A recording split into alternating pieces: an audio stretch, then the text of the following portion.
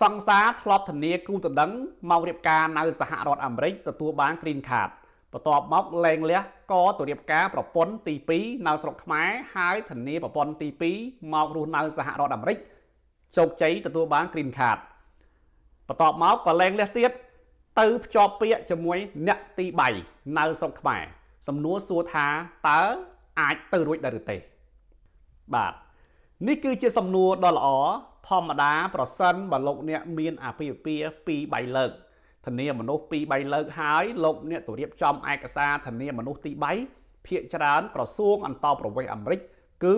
ត្រូវតែពិនិត្យសំណុំរឿងលោកអ្នកយ៉ាងហ្មត់ចត់បំផុតពីព្រោះលោកអ្នកធ្លាប់ធានាមនុស្សមក2អ្នកបាត់ទៅហើយអញ្ចឹងប្រសិនបើលោកអ្នកទៅភ្ជាប់ពាក្យនឹងអ្នកនៅស្រុកខ្មែរហើយចាប់ផ្ដើមរៀបចំឯកសារធានាគាត់ជាគូតដឹង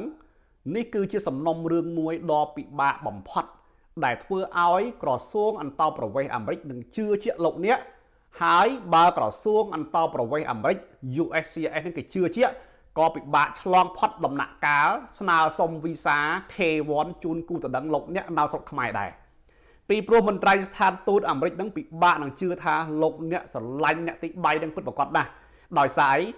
រលោកអ្នកធ្លាប់បានធានាគូតដឹងនិងធ្លាប់បានរៀបការធានាមនុស្ស2នាក់មករស់នៅសហរដ្ឋអាមេរិករួចទៅហើយអញ្ចឹង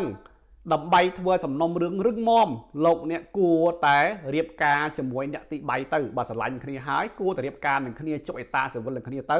ហើយដាក់ពាក្យធានាគាត់ក្នុងនាមជាប្តីឬប្រពន្ធធានាប្តីឬប្រពន្ធពីស្រុកខ្មែរមកវិញ